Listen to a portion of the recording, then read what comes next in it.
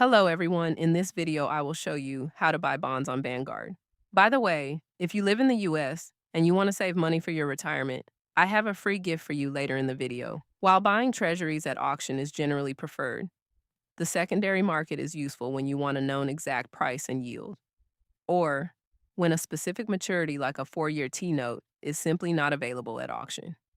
To begin, log into your Vanguard dashboard, navigate to Products and Services, and select Bonds from the drop-down menu. On the Bonds page, scroll down and click View Bond Rates.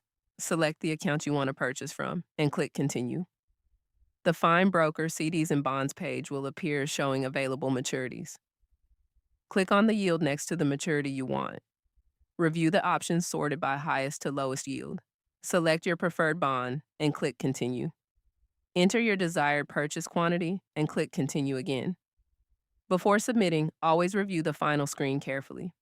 Prices on the secondary market move constantly and can change between screens, so confirm the face value, accrued interest, principal, commission, and total cost before proceeding.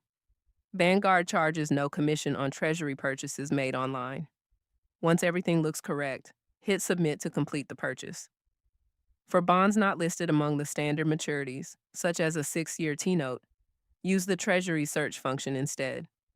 Select Notes and Bonds from the drop-down.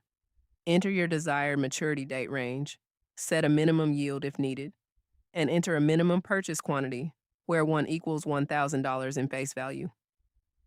Leave the maximum fields blank to avoid overly restricting your results. Run the search, locate the ask side of your desired bond, click Buy, enter your quantity, and hit Calculate to see the updated price for your specific order size.